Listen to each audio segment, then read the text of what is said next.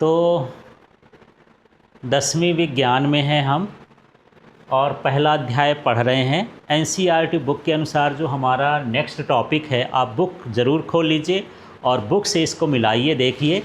तो इसमें आप देखेंगे कि जो हमारा 1.1.1 रासायनिक समीकरण लिखना, how to write chemical reactions, है ना, इस पर टॉपिक है। तो सबसे पहले इसमें देखिए प्रतीकात्मक रूप। ये प्रतीकात्मक रूप होता है ना, मतलब इसमें शब्दों के स्थान पर सूत्रों का उपयोग किया जाता है। पहला तो आपको ये ध्यान रखना है, ये ध्यान रखने वाली चीज़ें हैं, परीक्षा में पूछी नहीं जाएंगी, आपको तरीका समझना है ना, कि उसको हम कैसे सिंबल के फॉर्म में लिखेंगे, फार्मूले के फॉर्म में लिखेंगे। फिर दूसरा पार्ट आता है इसमें दिशा। तो यहाँ पर अभिकारकों और उत्पादों के बीच तीर का निशान होता है जो अभिक्रिया की दिशा को दर्शाता है ना। अभिकारक जो क्रिया में भाग लेते हैं रिएक्टेंट्स हैं, उत्पाद जो क्रिया के बाद बनते हैं वो उत्पाद हैं। तो जिस साइड से क्रिया हो रही है उसको तीर लगा करके व्यक्त करते हैं। मतलब यहाँ पर आपस में मिलेंगे तो ये बनेगा। यदि ये तीर ऐसा हो गया, माने क्रिया इधर से इधर हो रही है, तो ये जो तीर लगता है अभिकारक से उत्पाद की ओर लगता है। कहाँ से कहाँ की ओर? अभिकारक से उत्पाद की ओर, रिएक्टेंट से प्रोडक्ट की तरफ लगता है हमेशा तीर। इसके बाद यहाँ पर हम बात करते हैं अगले कंडीशन में संतुलन, है ना, बैलेंस कैसे बनाते हैं। तो रासायनिक समीकरण को अक्सर संतुलित किया जाता है ताकि यह द्रव्यमान संरक्षण के नियम का पालन करे, है ना। तो ये कंजर्वेशन ऑफ मास है, जिसके कारण हम इस रासायनिक समीकरण को क्या करते हैं, बैलेंस करते हैं। ठीक है। तो ये अलग से भी प्रश्न आ जाता है कि कोई भी केमिकल रिएक्शन होता है, रासायनिक समीकरण होता है, उसको बैलेंस क्यों किया जाता है? तो क्या किसके लिए? द्रव्यमान संरक्षण के नियम के पालन के लिए, है ना, to obey the law of conservation of mass. इसके बाद यहाँ पर देखिए कि इसकी संरचना कैसी होती है, इसमें और क्या चीज़ें शामिल हैं उसको देख लेते हैं। तो यहाँ पर देखिए संरचना। तो संरचना में जो बाईं ओर होता है, बाईं ओर LHS लेफ्ट हैंड साइड अभिकारकों के बीच प्लस और दाईं ओर RHS उत्पादों के बीच प्लस का चिन्ह लगा करके लिखे जाते हैं। अब प्लस का चिन्ह का मतलब ये है कि जैसे हम ये एरो तो लगा लिए, इधर का भाग LHS कहलाता है, इधर का भाग RHS कहलाता है। तो LHS में हम अभिकारक लिखेंगे, रिएक्टेंट्स लिखेंगे, और RHS में हम क्या लिखेंगे, उत्पाद लिखेंगे, प्रोडक्ट लिखेंगे। यदि एक से अधिक अभिकारक है तो उनके बीच में हम क्या लगाएंगे, प्लस का साइन लगाएंगे। और यदि एक से अधिक उत्पाद बनते हैं तो उनके बीच भी हमको क्या लगाना है, प्लस का साइन लगाना है। अब देखिए यहाँ पर एक रिएक्शन है और इस रिएक्शन को हम कैसे लिखेंगे समझिए। अब इसका उदाहरण, जो हम तरीका समझे ना, उसका उदाहरण देखिए। अभी हम पहले देखे थे, एक आपका डायग्राम बना था उसमें कि ये हम एक चिमटे से, टोंग से जो है मैग्नीशियम रिबन को पकड़े हुए हैं और एक बर्नर से इसको बर्न कर रहे हैं और ये पाउडर बन करके यहाँ पर गिरता है तो ये मैग्नीशियम ऑक्साइड बनता है। ये एक प्रोसेस हो गई। अब इस प्रोसेस का हमको लिखना है शब्द समीकरण, है ना। तो शब्द में लिखेंगे कि हाँ ये मैग्नीशियम था, ये वायु के जो ऑक्सीजन है उससे ये जलता है, रिएक्शन करता है, तो मैग्नीशियम ऑक्साइड बनता है। ये वाला कौन सा समीकरण कहला गया? शब्द समीकरण, वर्ड इक्वेशन कहला गया। ये क्या कहला गया? Word equation. अब यहाँ पर इसका जो है सिंबल इक्वेशन क्या कहलाता है? प्रतीक समीकरण। ये फार्मूला क्या है? तो यहाँ पर मैग्नीशियम था ना, तो ये मैग्नीशियम, ये लिखा है मैग्नीशियम, मैग्नीशियम का जो संकेत बनाया गया है ये क्या होता है, Mg। तो Mg लिख लिए।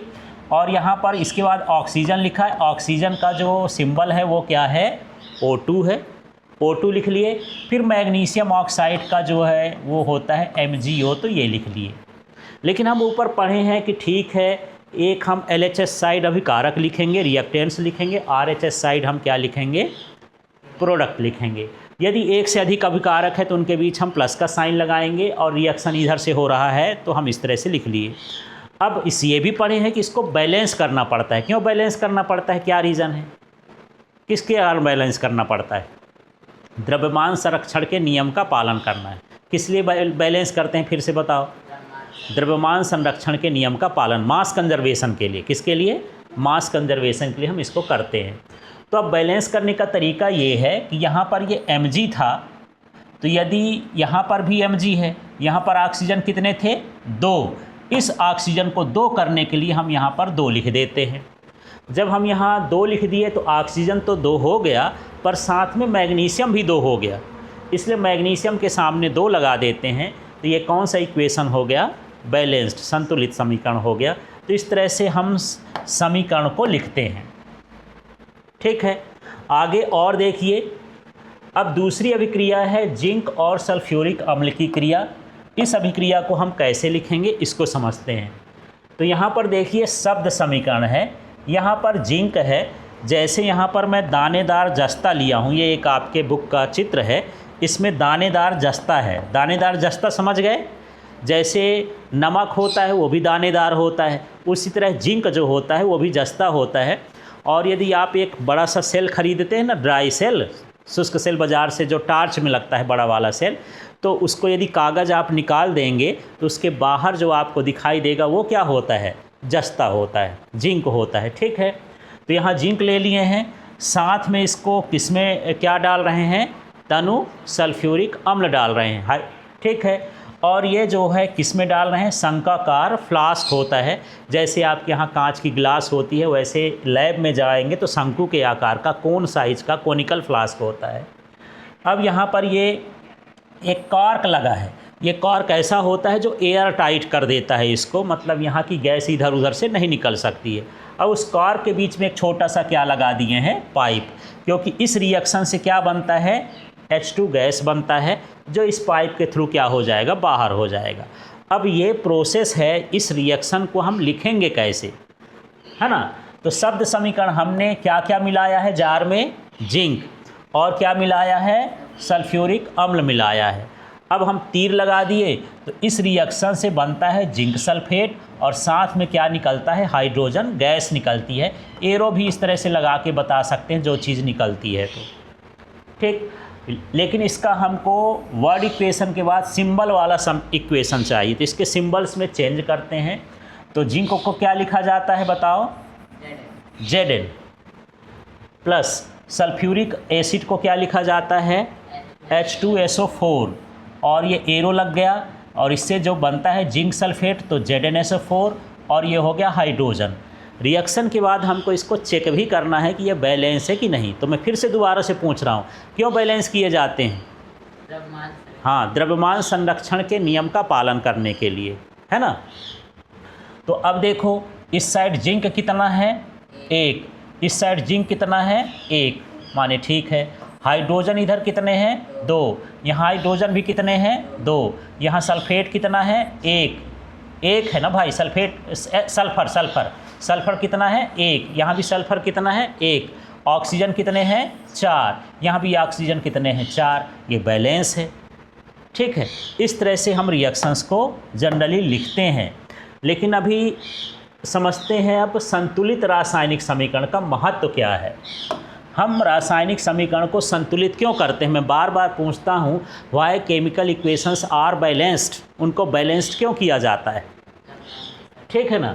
तो यहाँ द्रव्यमान के संरक्षण के नियम के अनुसार क्या होता है? किसी भी रासायनिक अभिक्रिया में द्रव्यमान ना तो उत्पन्न किया जा सकता है, ना ही नष्ट किया जा सकता है। इसीलिए रासायनिक समीकरण को संतुलित करना जरूरी है।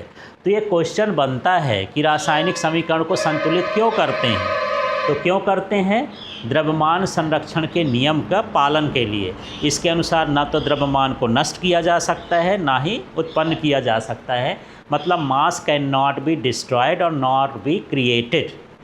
ठीक है, ऐसा है इन एनी केमिकल रिएक्शंस। किसी भी केमिकल रिएक्शन में इसको ना तो डिस्ट्रॉय कर सकते हैं, ना क्रिएट कर सकते हैं। चलिए, अब यहाँ पर समझते हैं कि ये संतुलित समीकरण क्या होता है। बैलेंस्ड इक्वेशंस केमिकल इक्वेशन है क्या? इसको परिभाषित करना है ना। इसके डेफिनीशन आ जाए तो क्या लिखेंगे, रासायनिक समीकरण जिसमें अभिकारक और उत्पाद अर्थात दोनों पक्षों में प्रत्येक तत्व के परमाणुओं की संख्या बराबर होती है उसे संतुलित रासायनिक समीकरण कहते हैं। आप याद करो अभी, है ना, कोई भी रासायनिक क्रिया हो तो अभिकारक के तरफ जितने तत्व हैं, है ना, और उत्पाद के तरफ जितने तत्व हैं, माने दो पक्ष हो गए, तो दोनों पक्षों में क्या होना चाहिए, परमाणुओं की संख्या या तत्वों की संख्या कैसी होनी चाहिए, बराबर होनी चाहिए। यदि बराबर हो गई तो उस समीकरण को हम क्या बोलेंगे, संतुलित समीकरण। तो इस तरह से है इन chemical equations if the number of atoms in both sides, that is in reactant side and product side, are same, then it is known as balanced equations। इस तरह से हम इसको बता सकते हैं। क्लियर हो गया। तो क्या है बैलेंस्ड इक्वेशन में क्या होना चाहिए, ऐसी अभिक्रिया जिसमें अभिकारक और उत्पाद में परमाणु की संख्या बराबर। हाँ, अभिकारक में और उत्पाद में परमाणुओं की संख्या कैसी हो, बराबर हो, तब हम उसको बोलेंगे कि ये बैलेंस्ड इक्वेशन है। अब आगे और समझते हैं। यहाँ पर देखिए, उदाहरण देखिए, एक हमारे पास अनबैलेंस्ड इक्वेशन है, असंतुलित समीकरण है। हमने सीधा लिख दिया कि आयरन जो है जब वाटर के साथ रिएक्शन करता है तो ये जो है फेरिक ऑक्साइड और हाइड्रोजन बनाता है, एक रिएक्शन है। अब इसमें नंबर मिलाओ, आयरन कितने हैं, 1, यहाँ आयरन कितने हैं, 3, है ना, यहाँ H2 है, यहाँ भी H2 है, यहाँ O सिंगल है लेकिन यहाँ O4, क्या बैलेंस्ड है, नहीं है, तो ये अनबैलेंस्ड इक्वेशन कहला गया। अब अगले वाले में देखते हैं संतुलित समीकरण, जिसमें हम इसको बैलेंस करने की कोशिश करते हैं। तो यहाँ पर देखो आयरन 3 है, इसके लिए हम यहाँ पर 3 लिख दिए, तो दोनों तरफ आयरन का एटम बराबर हो गया। अब इसके बाद यहाँ पर देखो H2 है, लेकिन O भी देखो, यहाँ पर O कितना है, O कितना है, 4, और यहाँ O कितना है, 1। तो यदि 4 लिख देंगे, यहाँ सामने लिखते हैं 4, नीचे नहीं लिखते जब बैलेंस करते हैं, है ना। तो अब ऑक्सीजन कितने हो गए, 4, लेकिन इसके साथ साथ जब ये 4 लिखते हैं तो हाइड्रोजन का इसके साथ गुणा कर दो 4 का, 4 दूनी कितने हो गए, 8। तो हाइड्रोजन यहाँ कितने थे, 2, इसमें भी 4 लिख दोगे तो कितने हो जाएंगे, 4 दूनी 8। इस तरह से इस इक्वेशन को क्या कर दिए हैं, बैलेंस कर दिए हैं। तो ये बैलेंस्ड इक्वेशन कहला गया। अब इतने भर नहीं, कुछ चीज़ें और आपको समझना है। यहाँ पर क्या समझना है, रासायनिक समीकरण को अधिक महत्वपूर्ण बनाने के लिए अभिकारकों तथा उत्पादों के रासायनिक सूत्र के साथ साथ उनकी भौतिक अवस्था में दर्शाया जाता है। उनकी फिजिकल स्टेट क्या है उसको साथ में दर्शाते हैं। अभी हम एग्जाम्पल भी समझेंगे कैसे। जैसे यदि उसकी अवस्था गैस है तो उसके लिए हम क्या लिखेंगे, उसके बगल में G, है ना। यदि यहाँ पर द्रव है तो लिखेंगे स्मॉल l, G का मतलब गैस है, L का मतलब लिक्विड है। और ठोस है तो हम क्या लिखेंगे, स्मॉल s, ये क्या हो गया, सॉलिड। और यदि यहाँ पर घोल है, सॉल्यूशन फॉर्म में है ना, जल के सॉल्यूशन फॉर्म में है, तो हम क्या लिखते हैं, AQ, एक्वस लिख देते हैं। ठीक है। तो देखिए अब संतुलित समीकरण को इस तरह से लिखा जा सकता है। अभी हम आयरन वाला ऊपर लिखे थे, थोड़ा सा मैं उसको दोबारा खोल देता हूँ, ध्यान से देखना और समझना इसमें और इसमें क्या अंतर आ गया। ये भी संतुलित समीकरण है, ये भी संतुलित समीकरण है। यहाँ भी आप 3Fe लिखे हो, यहाँ भी 3Fe लिखे हो, लेकिन इसके साथ साथ आप इसमें क्या लिख दिए हो, S, कि जो आयरन है वो सॉलिड स्टेट में, ठोस में रिएक्शन तो हो रहा है लेकिन उसकी अवस्था क्या है, सॉलिड है। फिर ये H2O है, यहाँ भी H2O लिखा है लेकिन इसके बगल में हम क्या लिख दिए हैं, L, मतलब ये लिक्विड स्टेट के साथ रिएक्शन कर रहा है। फिर ये Fe3O4 है, ये जो फॉर्म हो रहा है ये क्या है, सॉलिड फॉर्म में मिलेगा। और जो इसमें H2 मिल रही है वो किस फॉर्म में मिलेगी, गैसियस फॉर्म में मिलेगी। अब ये परफेक्ट इक्वेशन हो गया, है ना। तो आपको इक्वेशंस को सिंबल में लिखना है, सिंबल के साथ साथ उसको बैलेंस करना है, बैलेंस के साथ साथ उसको स्टेट लिखना है। लेकिन इतने भर नहीं, कुछ और इसमें कलाकारी कर सकते हो। ठीक है। वैसे ये जो सॉलिड और ये जो गैस है, जब आवश्यक ना हो तो लिखने की ज़रूरत नहीं है। माने कोई ज़रूरी नहीं है कि ये लिखें, लेकिन जहाँ पर ज़रूरी हो वो लिखना पड़ता है। ठीक। अब देखिए अभिक्रिया की जो परिस्थितियां होती हैं, जैसे कोई अभिक्रिया हो रही है उसमें कितना ताप होगा, टेम्परेचर होगा, कितना दाब होगा, प्रेशर होगा, कौन सा उत्प्रेरक होगा, है ना, कैटेलिस्ट होगा। कैटेलिस्ट वो होते हैं जो क्रिया में भाग नहीं लेते लेकिन उसको घटाते बढ़ाते रहते हैं, है ना, आदि को भी तीर के निशान के ऊपर या नीचे दर्शाया जाता है। ठीक है, जैसे मैं यहाँ पर इस रिएक्शन को देख रहा हूँ, ये लिखा है CO, है ना, कार्बन मोनोऑक्साइड है, ये क्या है, कार्बन मोनोऑक्साइड, प्लस ये हो गया 2H2, ये हो गई हाइड्रोजन गैस, और यहाँ पर ये लगा है तीर। लेकिन ऐसे नहीं कि मैं कार्बन मोनोऑक्साइड और हाइड्रोजन गैस को ऐसे रख दूं तो मिल जाएगा। उसके लिए यहाँ पर कितनी कंडीशन होनी चाहिए, 340 ATM एटमॉस्फेरिक प्रेशर है, ये इतने प्रेशर में रिएक्शन होता है। तो ये इसकी कंडीशन है, परिस्थितियाँ हैं। तो तीर के ऊपर लिख सकते हैं या नीचे लिख सकते हैं। तो हमारे पास ये जो बन गया है, ये तो हालांकि अल्कोहल है, मेथेनॉल, ये लिक्विड फॉर्म में बना। तो इस तरह से तरीका आपको समझना है कि अब ये भी रिएक्शन हो गया। अब फाइनल इसमें देख लीजिए, ये 6CO2 है ना, ये मान लो एक्वस फॉर्म में है, जल में घुला हुआ है। जैसे बाज़ार में जाते हो तो आप सोडा देखते हो या फिर कोई भी कोल्ड ड्रिंक्स देखते हो तो उसके अंदर गैस भरी रहती है, तो ये लिक्विड फॉर्म में घुल गई है उसमें। ठीक है, प्लस यहाँ पर है 12H2O, ये पानी के साथ इसको मिलाया गया है लिक्विड में। ठीक है, अब यहाँ पर ये सूर्य का प्रकाश हो जाए और ये क्लोरोफिल हो जाए, ये वैसे गैसियस फॉर्म में लिख देता हूँ, ये गैसियस फॉर्म में लिख देता हूँ। ठीक है, तो सनलाइट है और सूर्य का प्रकाश है, ये जब मिलेगा तब रिएक्शन होगा इसमें, ये इसकी कंडीशन है।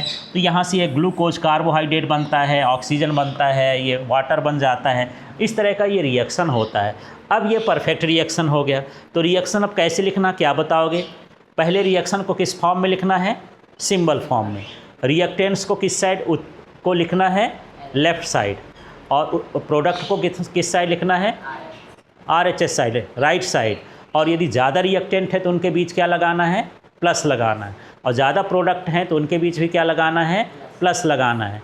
साथ में नंबर ऑफ़ एटम्स जो रिएक्टेंट साइड के रहेंगे और जो प्रोडक्ट साइड के रहेंगे उनको क्या करना है, मिलाना है, बराबर कर लेना है। साथ में उनकी स्टेट लिखना है कि किस स्टेट में कौन सा प्रोडक्ट बना है और उत्पाद बने हैं और कौन से क्या बने हैं, अभिकारक बने हैं। और साथ में उनकी कंडीशन लिखना है कि किन कंडीशन में ये हो जाता है, तब वो कोई भी केमिकल इक्वेशन कैसा होगा, फाइनली कंप्लीट होगा। ठीक, तो केमिकल इक्वेशन लिखने का तरीका समझ में आ गया। एक बार रिवाइज करो। सबसे पहले क्या लिखोगे बताओ, है ना, सिंबल लिखोगे। सिंबल लिखने के बाद क्या करना है, रिएक्टेंट को किस साइड लिखोगे, लेफ़्ट साइड, और प्रोडक्ट्स को क्या लिखोगे, राइट साइड। यदि ज़्यादा रिएक्टेंट्स हों तो प्लस लगा देंगे, यदि ज़्यादा प्रोडक्ट हों तो प्लस लगा देंगे। ठीक है, फिर उसको क्या करना है, बैलेंस करना है। बैलेंस करने के लिए क्या करोगे, जितने नंबर ऑफ़ एटम्स इस साइड हैं उतने ही नंबर ऑफ़ एटम्स उस साइड, रिएक्टेंट और प्रोडक्ट साइड दोनों, बोथ साइड्स कैसा होना चाहिए, सेम होना चाहिए। फिर क्या करना है, हाँ, उसकी स्टेट लिखना है, भौतिक अवस्था की, वो द्रव में है कि गैस में है कि ठोस में है।